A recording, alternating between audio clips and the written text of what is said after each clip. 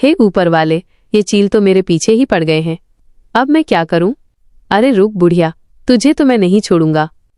हमारे बगीचे के कटहल चुराती है, अभी पकड़ता हूं इसे। चील बुआ जी को पकड़ने की पूरी कोशिश कर रहे थे। थोड़ा आगे जाने पर वो उन्हें पकड़ ही लेते हैं।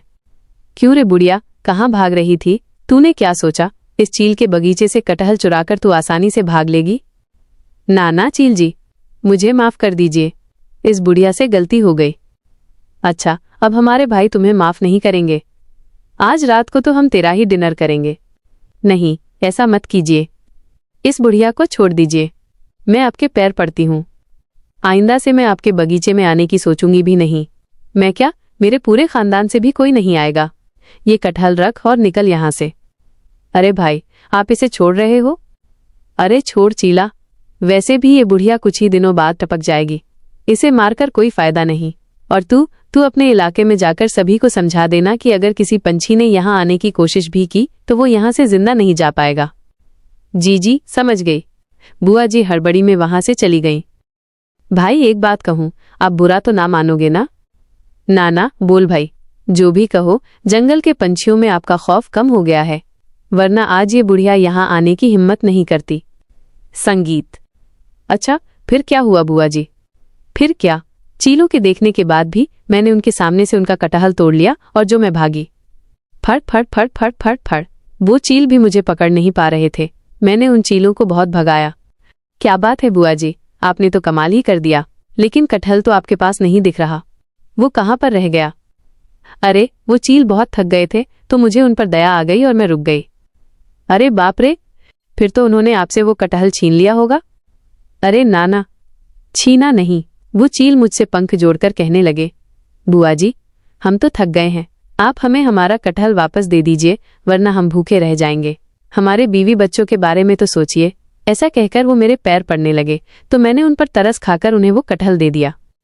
अरे धत, सारा मजा बेकार कर दिया। मुझे तो लगा आपने उन चीलों को मार मार कर उनसे कटहल छीन लिया होगा। बाप रे, बुआ जी आप तो बड़ी माहिर हैं। अगर हम में से कोई ये करता तो चीलों के हाथों मारा जाता। लेकिन दोस्तों, अब वो शिकारी और ज्यादा चौकन्ना हो जाएंगे और हम उनके बगीचे के कटहल नहीं खा पाएंगे। हाँ मीठी, तुमने सही कहा। इस घटना के बाद हम वहां जाने की सोच भी नहीं सकते। अब हमें उन कटहलों को भूलना होगा। सभी पंछी बड़े नाराज हो गए। तभी बुआ जी बोली, अरे नाराज क्यों होते हो पंछियों? हम हैं तो क्या गम है? मतलब, अभी तुम्हारी बुआ जी जिंदा हैं। ये देखो, कटहल का बीज। कटहल का बीज? लेकिन इसका हम क्या करेंगे बुआ जी? अरे लल्लू भैया, हम इस बीज से कटहल का पेड़ उगा सकते हैं और फिर हम जितने चाहें उतने कटहल खा भी सकते हैं। लेकिन बुआ जी एक बात बताइए, आप ये बीज यहां तक लाई कैसे? अरे मिट्ठू, कमो नाम है मेरा, मैंने वहां बैठकर एक कटहल खा लिया था और उसका एक बीज अपनी इन घनी जुल्फों में छुपा लिया था। इसे छुपाकर ही मैंने दूसरा कटहल तोड़ा था। वाह वाह बुआ जी, आपका तजुर्बा कहीं तो काम आया, लेकिन इस पेड़ को उगने में तो महीने लग जाएंगे। अरे लल्लू भैया, सब्र का फल मीठा होता है। हाँ, सोचो, अगर हम इसे अपने इलाके में उगाएं तो हमें किसी से डरने की क्या जरूरत है। हम जब चाहें तब कटहल खा सकते हैं। तो चलो दोस्तों, हम इस बीज को बोकर शुरुआत कर देते हैं। हाँ हाँ चलो। सभी मिलकर जंगल के बीचों बीच उस बीज को बोने लगे और सभी उसकी खूब देखभाल करने लगे। वो उसे रोज पानी दे रहे थे। कुछ दिनों में उस बीज से एक छोटा सा पौधा उगाया। मीठी और पंखुड़ी मिलकर उस पौधे को खाद डालने लगी। ऐसे ही पंछी उस छोटे से पौधे की खूब देखभाल कर रहे थे। दिन बीतने लगे और धीरे धीरे वो पौधा एक पेड़ में बदल गया। अब उस पेड़ पर 2-3 कटहल भी लग गए थे। अरे वाह, हमारी मेहनत तो रंग लाई। चलो अब इसे तोड़ते हैं। अरे रुक, ये अभी कच्चे हैं। मेरे तजुर्बे के हिसाब से इनमें से ये कल पक जाएगा। हम इसे कल तोड़ेंगे। ठीक है बुआ जी। चलो दोस्तों, हम कल आते हैं। ठीक है, इतने दिन रुका हूं तो एक दिन और सही। सभी अपने अपने घर लौट गए। संगीत। गौरी, मुझसे तो कटहल खाने का इंतजार ही नहीं हो रहा। पता नहीं कब सुबह होगी और मैं उन कटहल को खा जाऊंगा। हाँ हाँ, अब सो जाइए लल्लू जी। मुझे तो लगता है आपके सपने में भी आज कटहल ही आने वाला है। संगीत। सुबह हो गई। अरे चलो गौरी, कितनी देर लगाओगी?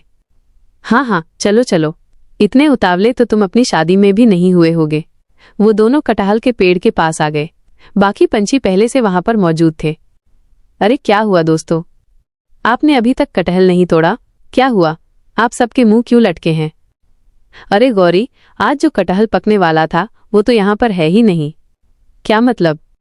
मतलब वो किसी ने चोरी कर लिया है।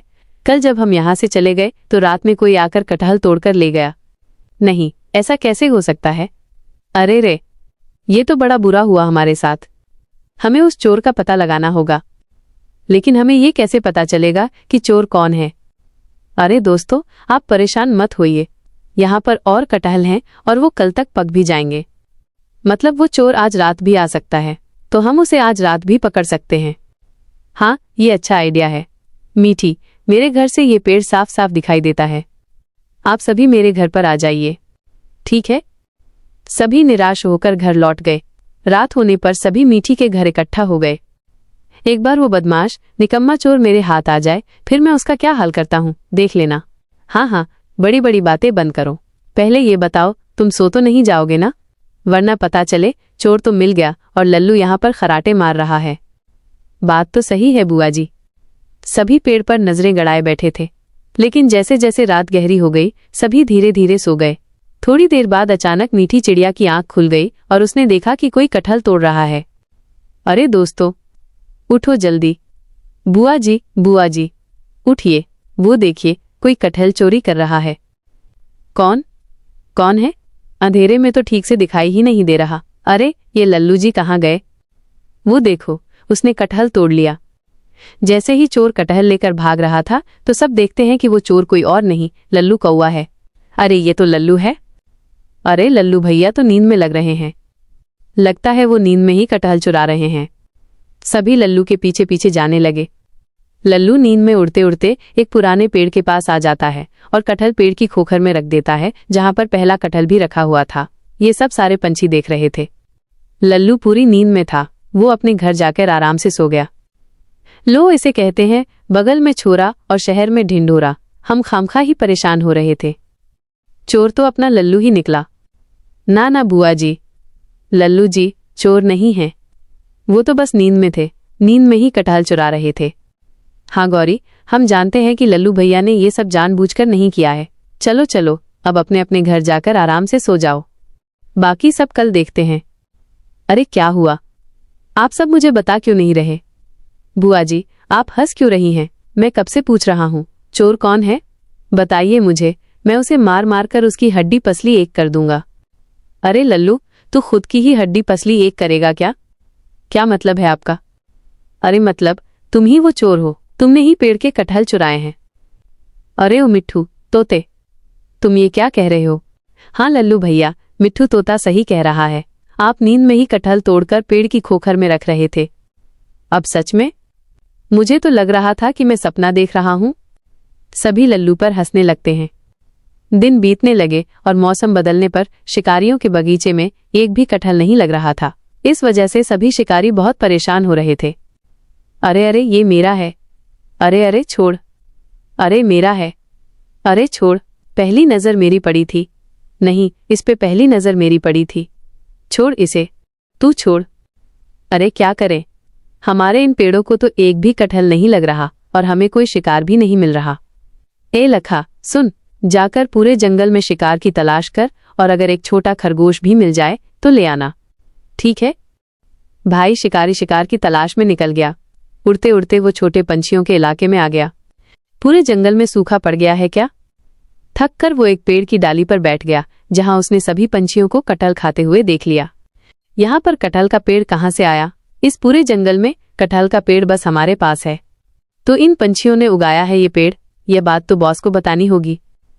वो चील अपने इलाके में जाकर सभी चीलों को सारी बात बता देता है। उन पंछियों की हिम्मत भी कैसे हुई कटहल का पेड़ उगाने की? क्या उन्हें पता नहीं इस जंगल में कटहल के पेड़ सिर्फ चीलों के पास होते हैं? चलो रे, अभी उन्हें सबक सिखाकर आते हैं। सभी शिकारी पंछियों के इलाके में आ गए। चीलों ने सभी छोटे पंछियों को घेर लिया। भागने की कोशिश भी ना करना।